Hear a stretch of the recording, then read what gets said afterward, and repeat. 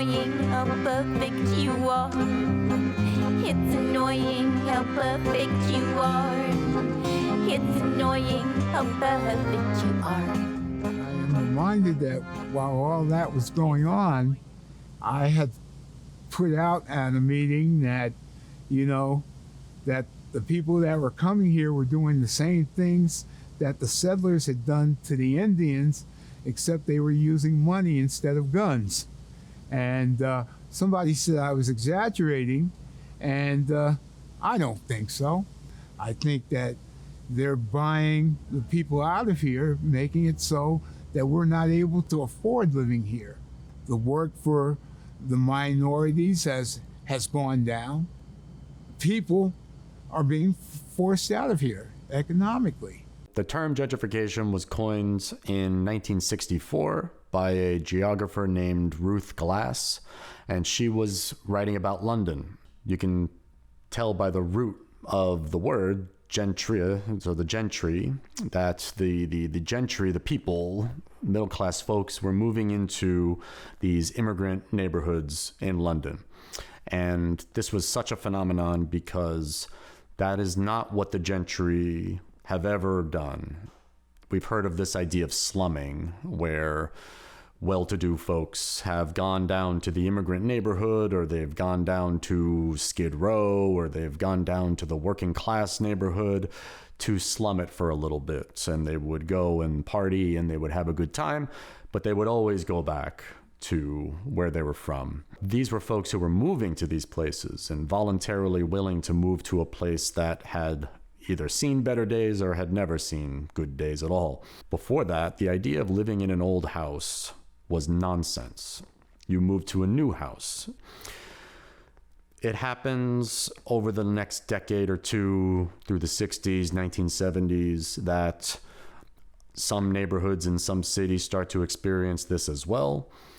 And it becomes a local phenomenon, right? Where, wow, what's happening in that neighborhood, or what's happening in that city? And then gradually it just increases throughout the 80s, throughout the 90s, where you get more and more neighborhoods and more cities that come to be inhabited by young folks, middle-class folks. I keep coming back to this, but have options for where to live, who choose to want to move to these parts of town that their parents left a long time ago. So there were a lot of sales of buildings. Prices, went ridiculous. And Hudson, although it's called the friendly city, we've always suffered from really high taxes, very high school taxes, which, the school is a piece of, I won't say that. Their graduation rate is really low. So, things have really changed. And I wish I could say for the better, but I don't think so. No, we heard that. People have been telling us that after 9/11, the gay community moved up from, Brooklyn, the city. That's not true. That's not true. They were here long before any of us ever came here. Okay. Yeah, there are people like Alphonse Sutter, who has Sutter Antiques. These people have been here for 35 years. Orange Gold Antiques, they've been here. So no, they were the first people who came here. The gay guys came up from the city. They saw the beautiful architecture. They saw that buildings were cheap as cheap, and they started the Renaissance. And why do you think they're moving out? Well, because prices got really high. You could sell your building that you bought, like me, $20,000. I can sell this building for $1 million.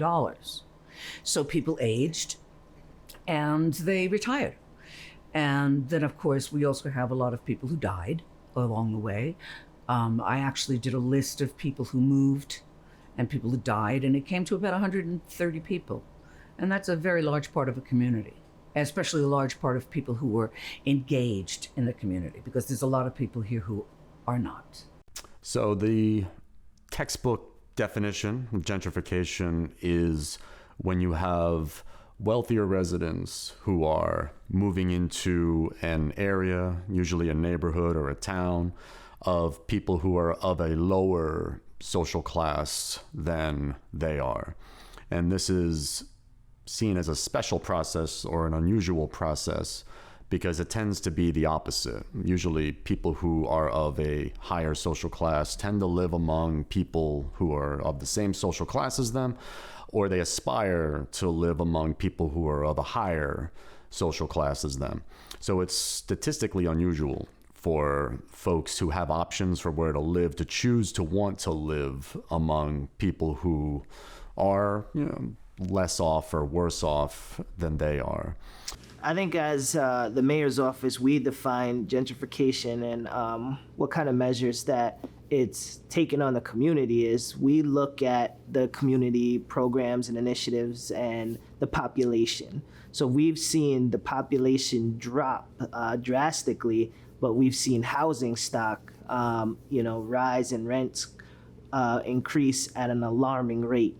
We also look at our resources. Our hospital no longer provides birthing services for expecting families. And we look at the school district, and how the numbers have dropped, but it doesn't free up homes for people. So we started seeing the amount of short-term rentals in our community, the amount of second homeowners in our community, and how that's affecting the overall ecosystem of the city. In the beginning, we had a very strong community here. There were lots of pioneers. It started with antique dealers that came, and then people like myself. And we had always known that at some point, because the train comes into Hudson, that it would be a destination. But we never imagined that it would become what it has become.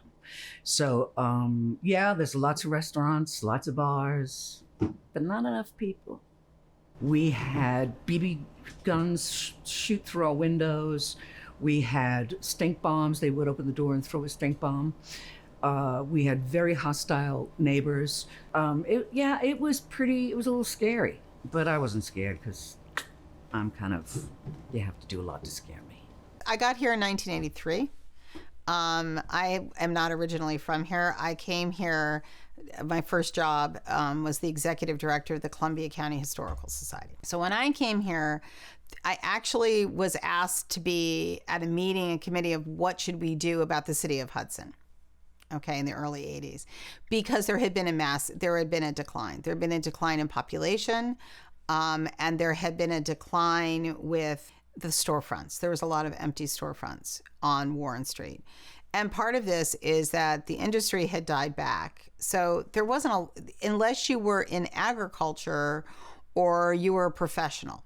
So there wasn't a lot to do here in Columbia County necessarily. As someone who's grown up in this area, I've seen a vast amount of changes on a short amount of time. I'm only 38 years old, and I've seen Hudson take on, about 5 or 6 different forms. Me growing up here and living here, I've dealt with my own issues around housing. I remember my first apartment was in the Hudson Terrace Apartments, which is in our lower side of the city.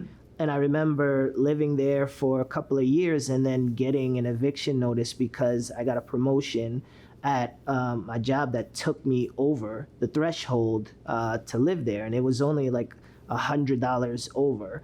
And I remember being put in a situation where it's like, could more money be detrimental to me, having a solid foundation of housing, which, sounds crazy, but it's what a lot of people end up in because the gap in between leaving low income housing, going to market rate housing is just too high. There's nothing in the middle.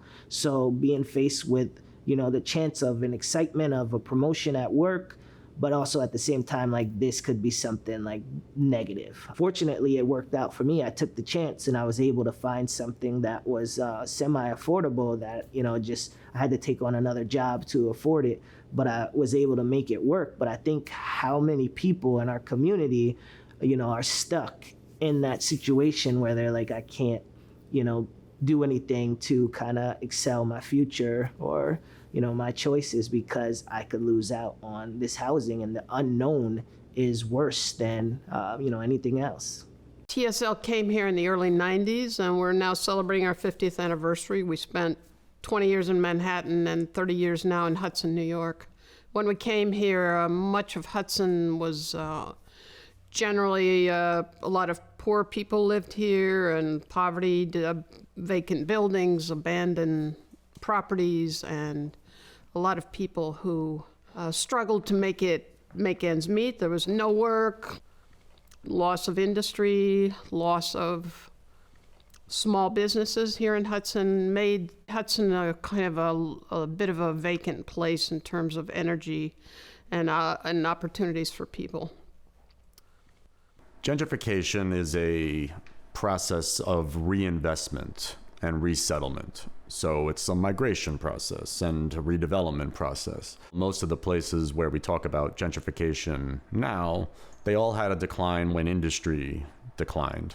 So deindustrialization, this is in large cities, it's even in rural areas where the old economy of industry and manufacturing and the extraction economy like logging and fishing, when those things kind of collapsed, went offshore or became automated or just kind of relocated, all those economies collapsed, those local economies collapsed, those jobs disappeared, and therefore all those buildings and all those spaces became devalued, they all declined in value, and they emptied for the most part.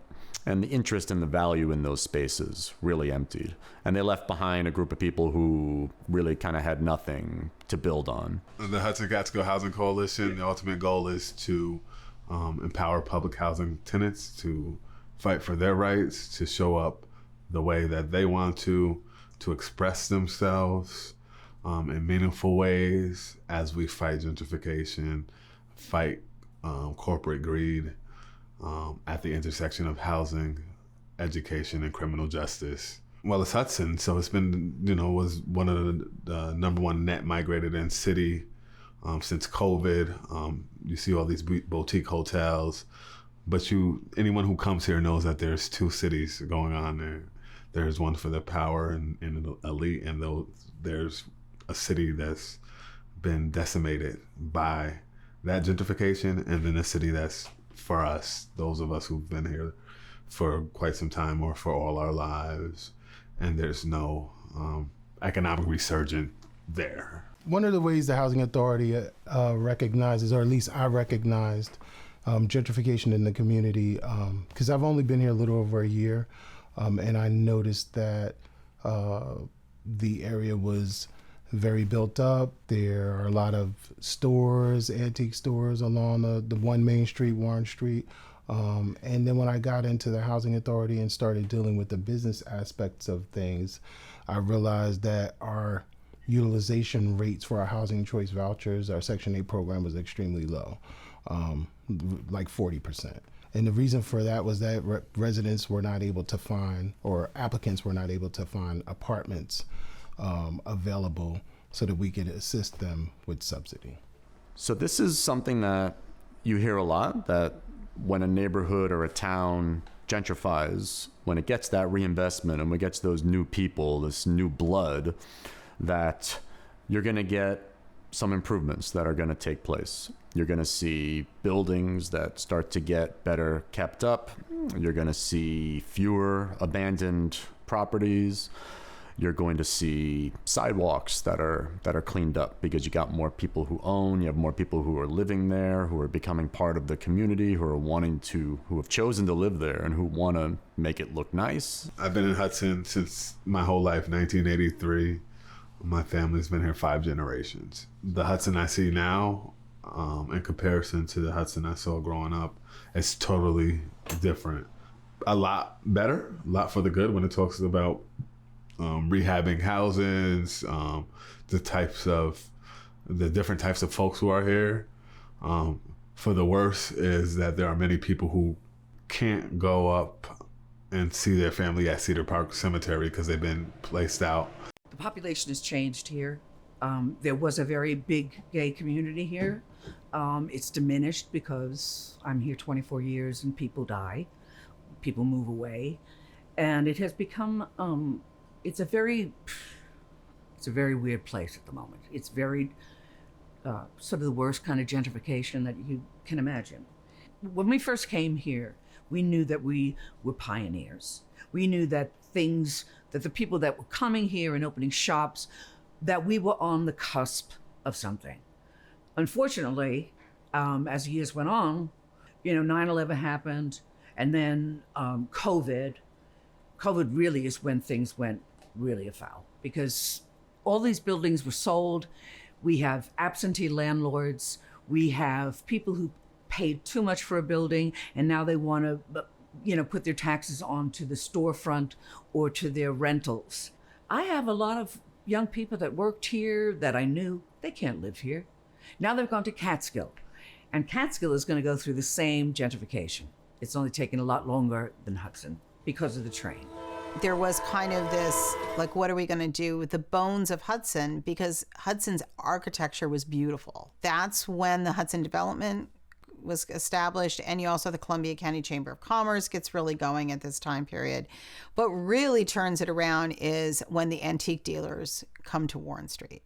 And that's in this mid to late 80s period. And it's because we're starting to get an influx of second home owners. So more and more people, more on the wealthier end, are coming here. They're buying old homes. They want to furnish them with the correct antiques. So antique dealers from the city and lower parts of the Hudson Valley come up to Hudson, so they're closer to their clients and the rents are super cheap. So at one time, most of the storefronts on Warren Street were antique shops. And what was your average working class person doing? Like you said, it was only like a place for professionals. Oh, you mean the working class? People still work agriculture. I mean, we never lost our agricultural piece.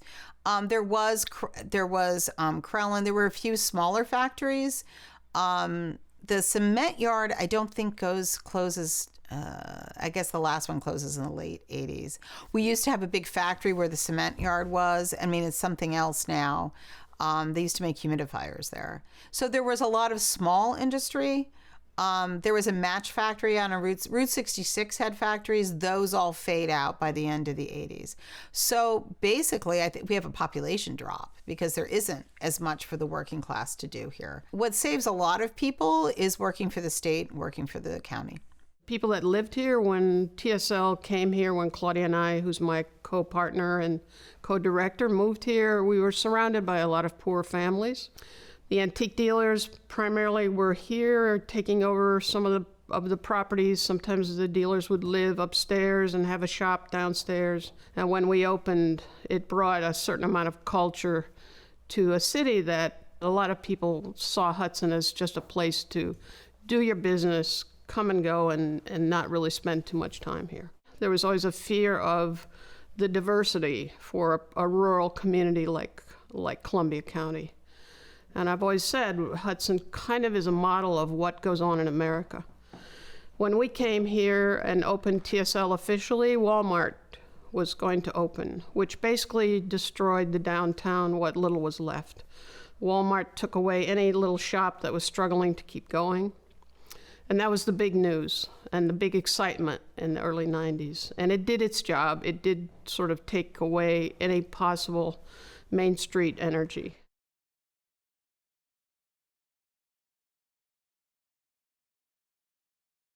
And so more antique dealers moved in. It opened up those buildings to opportunities that maybe wouldn't have existed if Walmart hadn't come. So was the dismantling of Main Street. That really kind of cooked it. So I don't necessarily see the Housing Authority combating gentrification, but we do have to, and maybe some folks will see it that way, but we do have to try to help mitigate its effects as much as possible. You know, coming to Hudson is I understood that the board here wanted to facilitate more housing as well as development for our residents. So it was my vision to expand public housing through development, and hopefully as we grow, hopefully we can acquire more property. In essence, we'll be able to combat the effects of gentrification by way of being able to supply more housing for those applicants that are affected by gentrification. The current state of housing is dire in Hudson. Although we're going to have a lot of new units coming online, currently it sucks. It's the Section 8 list is turning over rapidly because people can't find homes. Bliss Towers, which is one of the largest income-based housing places, they're not renting because they're trying to replace.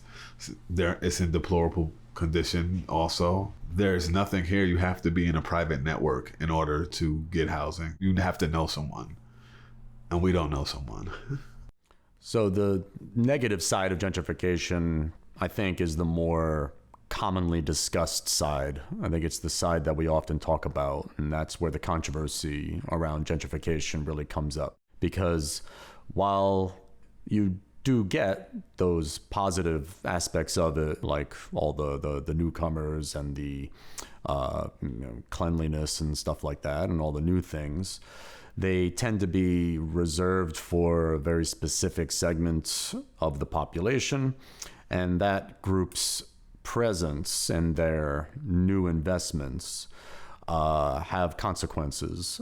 And the chief among those consequences is that the value of the spaces that they're inhabiting and that they're investing in, they start to skyrocket. And when they do that, then the folks who have been living there for a long time, who are used to living within certain means, who are used to certain rents, all of a sudden can't keep up with it.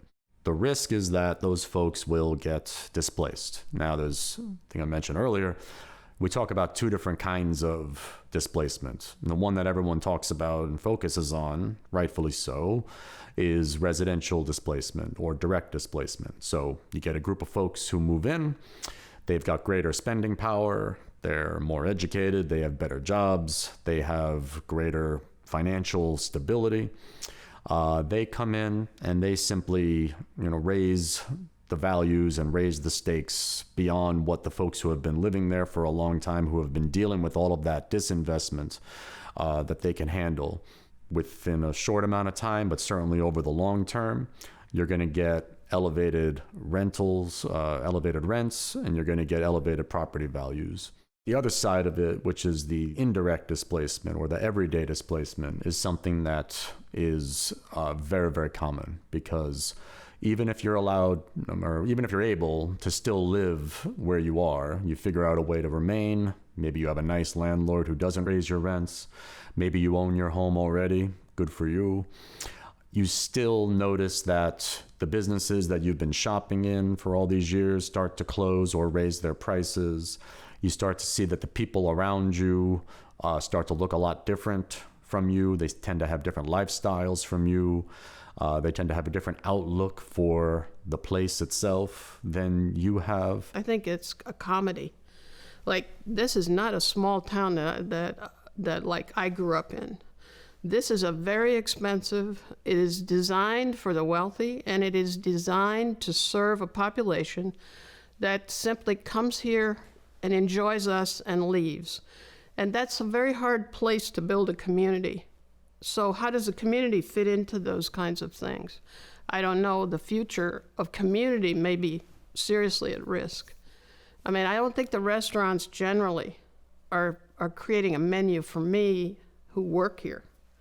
They're creating a menu for the people who are arriving here to consume at the top dollar. The people who are now coming here, they've changed completely. Walking around the street, as I said before, with a cup of coffee and their phone. They don't even look at the architecture. I actually asked a young couple from Brooklyn, why did you come here? And the guy said, well, it's my birthday. And I said, okay, but why? Well, it's like Manhattan without the bullshit. And I said to myself, okay, when I lived in Manhattan and I went away on the weekend, I went to my friend's farm. I didn't look to go to another place that's like Manhattan. So, yeah, what the future will bring, I don't know. There's also this idea that your future is being displaced in this place. By that I mean your children, let's say, have been excluded or displaced from this place. Maybe you could remain, but there's no way your children will be able to afford to buy a house, let's say, in the town where you live and where they grew up in. And there's also the idea of political displacement, where all of a sudden your needs are no longer on the agenda of the local municipality. They're no longer addressing your concerns or your needs, and they're focused a lot more on redevelopment around the newcomers and the new businesses that are coming in, which puts you at risk. Simply, the newcomers are louder, they're better organized, they have more resources and capital to be able to organize around what their needs are, which again are very distinct and probably very exclusive. So eventually your voice shrinks, it diminishes, and your political power is now gone. And then you have the gig economy, and then you have the displacement of people through Airbnb. By the time we put the law together, it was a little late. The horse was out of the barn.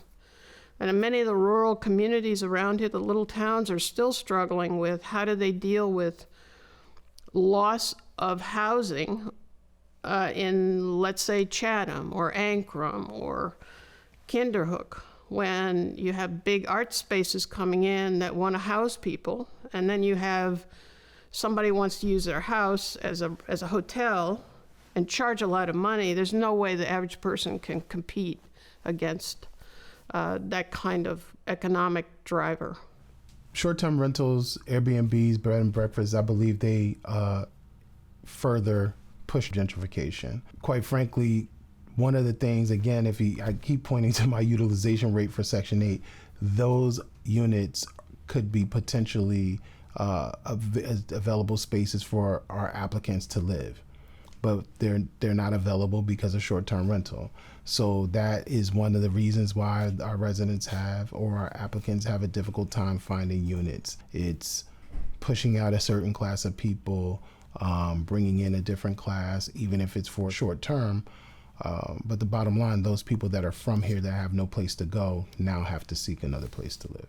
Airbnbs, boutique hotels, that's really part of the whole gentrification problem. Because this has become a wedding mecca, all the hotels and Airbnbs are booked out for people who are going to weddings. They're not the people who are walking on Warren Street and going to restaurants and buying in the shops. They're not. They come here, they take over, they go to the wedding, they go to, if you get a piece of the action like I sometimes do, rehearsal dinners, farewell brunches, after parties, and you look outside. Right now I'm looking outside, there's nobody outside. Where are they?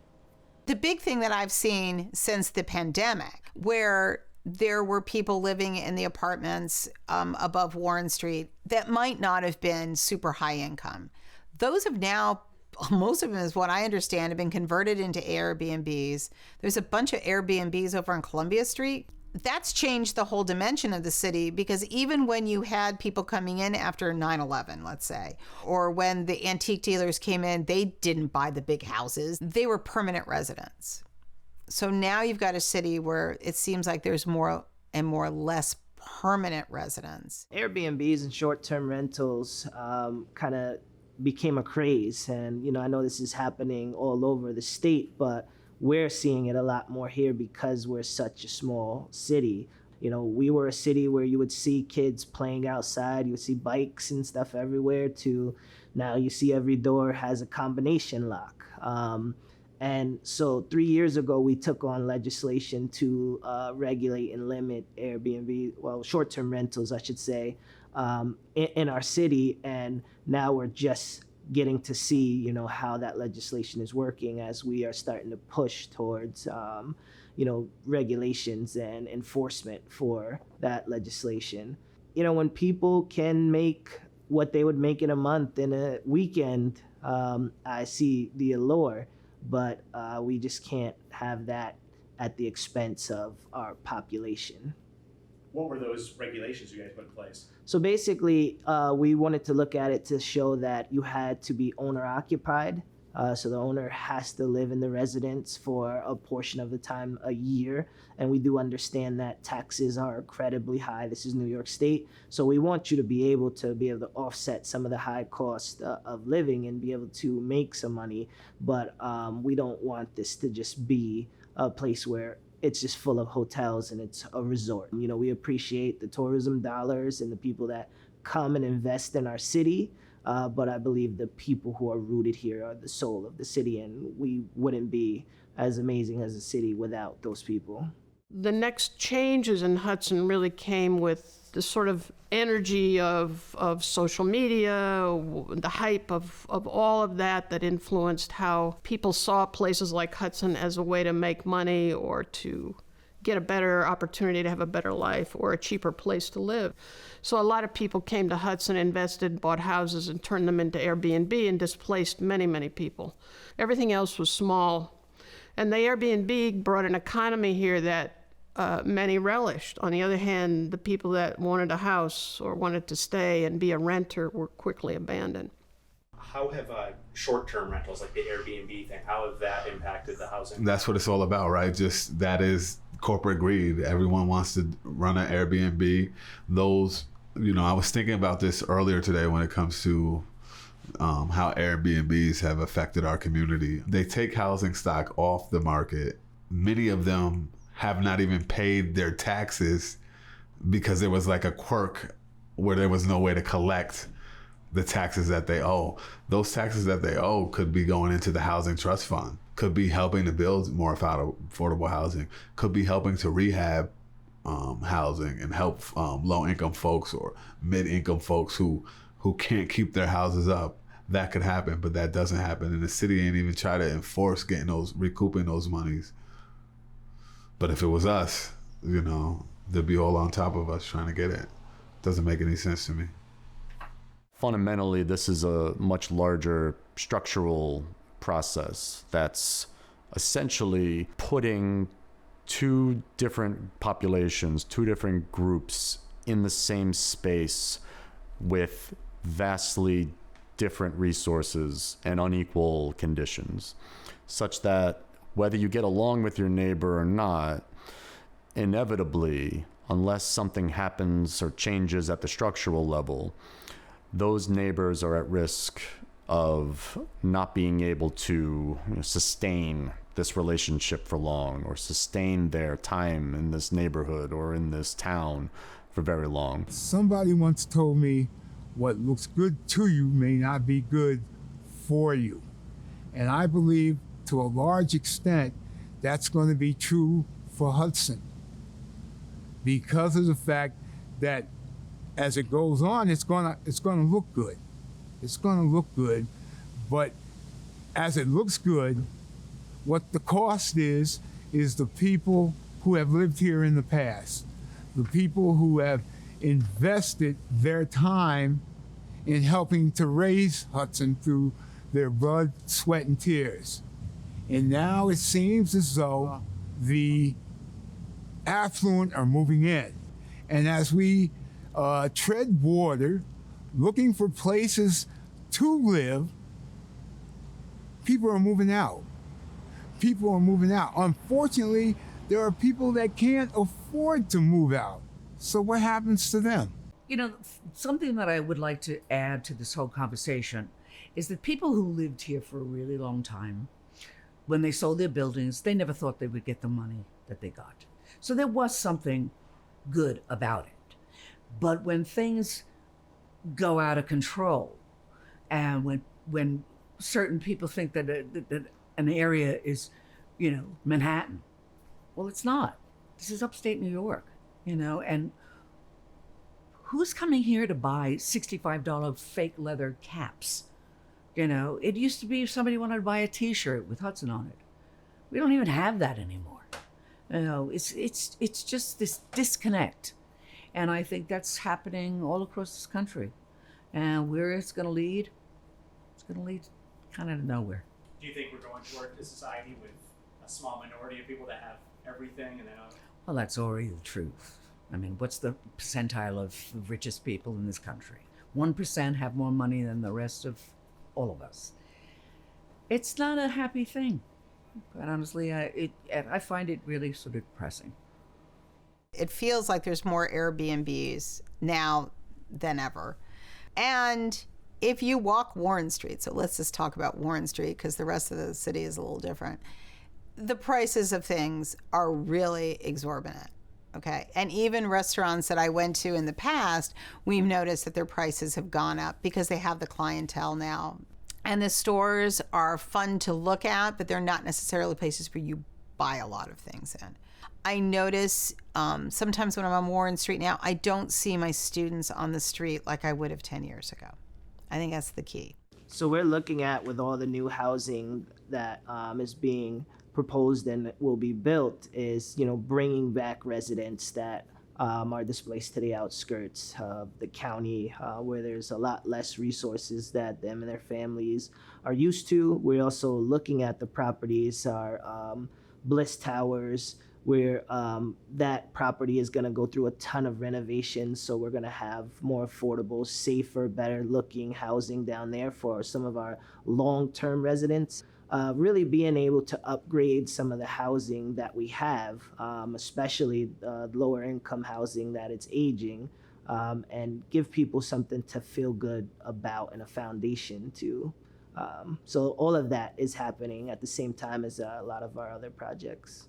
How many units are available right now? In this building, we're currently not renting in the building because we are going towards development, and there's some structural issues, so we're not. It doesn't make sense for us to invest in that, since between the next 3 to 5 years we'll be providing new and better. What I can tell you is we literally have a capacity for about 134 vouchers, and at this time we're only using about 53, which, as I said earlier, is about 40%, and we should be at 100%.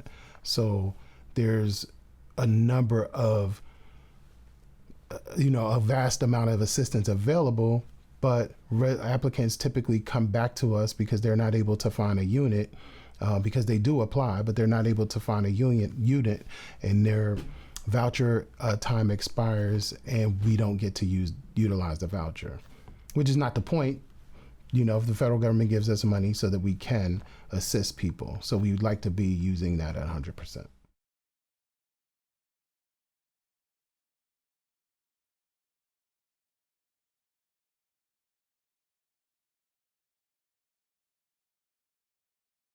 What is the local government doing in terms of housing and community building? A bunch of nothing. I think the role of the government is not only to be advocates, but to be credible messengers and to roll their sleeves up and get to it. And they might be doing one thing. They might have put the right people in the right places. They might come out and say, oh yeah, we're supportive of this, but there's no real money behind it. There's no real advocacy behind it. The mayor vetoed ETPA, which would have brought rent control to this city. So what are we doing? What are they doing about it? They are also catering to corporate elite and those interests, not standing up, knowing that people are being displaced. The very people who put them in. If we weren't here, the city would not qualify for any of the grants and things that they get. You need poor people in order to qualify for much of the state and federal assistance that they get. By us being here, they're able to benefit from that, but take those largesse and all those resources and give to the elite of this community, folks who are more concerned with the color of paint on the front of your house than where people lay their head at night. There are policies that local governments can enact to try to mitigate some of those harms. And I think they, first and foremost, start at the level of real estate. City governments could invest heavily and push for the development of affordable housing that could counter some of the market-based growth that takes place during a gentrification process. Usually it goes in the opposite direction, unfortunately. Usually city governments feel like they're in a position where they have to try to court as much investment, whether that's business or real estate or both. The bigger the better. The more lucrative, the more jobs, the better, regardless of the quality of those jobs or the impact that could have on the people who are there. It's incumbent on elected officials to know what the needs of their constituents are. Trying to figure out ways to bring in affordable housing developments, I think, is probably the biggest policy agenda that you could implement. Another one would be something like rent control. This is very rare and it's very controversial, and it's pushed back on by the real estate industry and often by local city governments, by local municipalities. But some sort of residential and commercial rent control that puts a cap on how high landlords can raise their rent. And this has been shown in places that have used it, certain rent regulations, to keep a neighborhood diverse, social class diversity, racial diversity, and to keep people in their homes who would otherwise, if it were open up to the market, would not be able to remain in them. But again, it's a politically fraught policy that we don't see take place very often. Neighborhoods that have a large number of units that are rent stabilized tend to see greater social class diversity, and by extension, racial diversity as well. The government, which we are a part of, is we have to make our voices heard. It's important that the government make sure that low-income housing is mandated in units that are built or preserved for people so that they're not displaced. The idea is to increase their population, and it's been decreasing. And so it is good to have new exciting things and new stores and businesses and be attracted to the area. But at the same time, we need to make sure that the people here are taken care of, that they don't leave. And then in essence, we would have the population increase that way. And maybe even attract more people, but not push them away. You know, there's a lot of huge projects being planned here. There's a new hotel that's being planned on Union Street. It has a pool, a spa, a big entertainment room, and endless facilities for lots of people. They're planning on a new theater that's to house 400 people. To seat 400 people. You had the Basilica. It's a large venue that it can have 200-300 people. There's no plan for the infrastructure for these kinds of projects, as I see. Where are people going to park? How do you handle all these people? How do you serve them? Where do they eat? Where do they sleep? And sleeping and eating are becoming a major industry here. And if that's what the city's going to be, then I think we need to have a conversation about that's what we want to be. And that has not happened. It's just simply build, build, build. Can the water and the sewer support all these things? We're a very old city. I think the sewer that runs right in front of this building was built in the 1800s. How do you find the means and the wherewithal to make the kind of plans that all these big projects are planned for the city of Hudson? The firemen can't live here, the corrections officers don't live here, the workers who serve the restaurants can't live here. Well, where are you going to put those people? And I think the mayor of Hudson, Kamal Johnson, has addressed some of those issues with some of the new housing, but I don't know, I'm not convinced it's enough. The big conclusion to take from this, or the big point, is that municipal governments should be throwing as much public support behind building permanent, non-market, off-the-market housing that's kept affordable for the people who are in their region, let's say, or just in their city, affordable, so that they could remain if they choose to live where they are. And the other issue is I think we have a brewery on every corner. Like, how much beer can Hudson consume, and who's going to consume all the beer? Or is it a vanity industry, or is it an industry that serves people that don't live here and all the beer is shipped out? I don't know how breweries work, but if you have I think there are 3 major breweries in Hudson. I'm talking about that have big spaces. So the balance of a community, in my view, like Hudson, is like totally out of whack when it comes to the strategic planning and really thinking through some of the things that we have to really address in real time and face. What I think the future will be like if it's not stopped, I think that Hudson will become more of a novelty than it is now. Because if you're aware, most people come here just for the weekend, enjoy the atmosphere, the surroundings, all year round mostly too, and then they leave. I do believe the current administration is committed to also building and expanding affordable housing. They've been extremely supportive. The mayor has been extremely supportive to the housing authority from that aspect. So what I really hope to see is that a balance happens in Hudson. I do think that there is going to be a sort of leveling out of prices for buildings, for homes, because there's nothing really left. After that, I think there's going to be a leveling out. And I also think that it may become sort of passé. It's like I feel like Hudson will always reinvent itself. I do appreciate when people come to our city and they shop local, and they participate in a lot of our events. So that's something that bring money in, that keeps the city flowing. So I would say that's kind of bittersweet. It's the gift and the curse. What I'm mostly worried about is it decimating our population to the fact that we can't even recognize the city that we love anymore. What the future looks like, probably like what it looks like every 30 years. This whole system will implode. Everybody will run out and we'll be left here again holding it. But at least we're going to have some nice buildings. That's what the future holds here. This is insustainable. Even the folks who are here, unless it's going to be a full-on tourist place, it's not sustainable. And it's not enough people coming here. Like, we're still losing population in Hudson. It's not like population is increasing. Folks who are moving here are older. They've already had their kids. This is like their secondary life. They come here to reimagine themselves. It's not sustainable. What I want the future to be, though, will be a place for everybody. I feel like how do we change this national narrative of hate and divisiveness if we can't come together and bridge those gaps of social distance? We haven't been able to secure that in Hudson because we have all these different silos, and we just need to change that.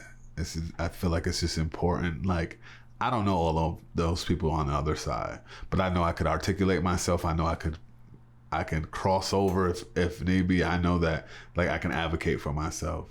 But what about all the people who can't or don't, because it's never been in them? And that's why we do the work we do. The future of the country, time will tell. I don't know. It's just we're in a rough place right now. People are trying to rewrite history. And that doesn't feel good. We need our contributions to be noted. We need to know how we got here. And erasing certain segments of the population's history, that's a no-go. Operating in fear and hate is a no-go.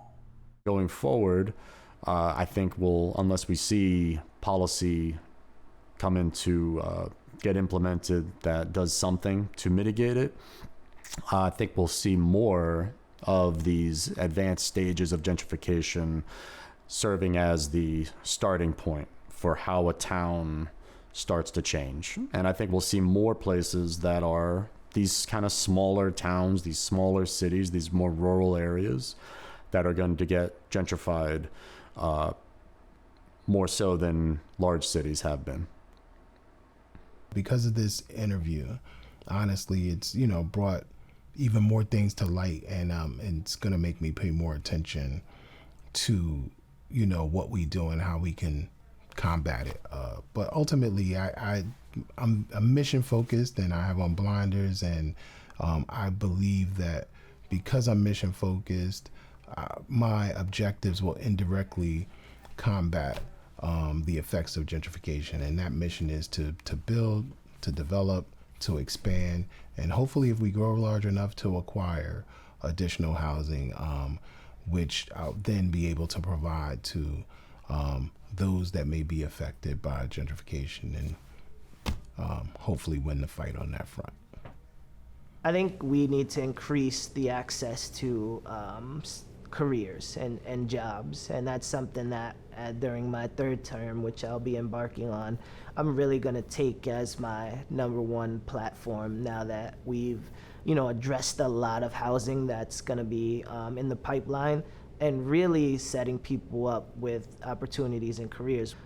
We really need to push more trades and different things like that for people to be able to stay afloat and advance themselves, and have opportunities to hire other members of our community. there are many ways to get involved in our work. You know, just look us up at www.HudsonCatskillHousing.org. Show up to a meeting, get on a city meeting, have your express your concerns. Come to any of our offices. We have an office in Hudson, 47 North 5th Street, office in Catskill, 361 Main Street, office in Albany, 8 Elm Street. Like, just show up and have your voice heard, because you're the credible messenger. Who can tell you, who lives in housing, who's going through these issues, who, even if you came here, maybe you came here as a struggling artist, you weren't on our side at first or what have you, but I guarantee your ass is being gentrified now. Join the movement. We right here. Just come on over. We're bigger. We're stronger together. We're stronger together. Oh man, that's awesome. Yeah. I'm very afraid, very much afraid, because I know there are people out there who have the money and they want to move in at all costs. There are other people who really aren't paying attention, and some of them are us. Some of them are us. What are we going to do? What are we going to do?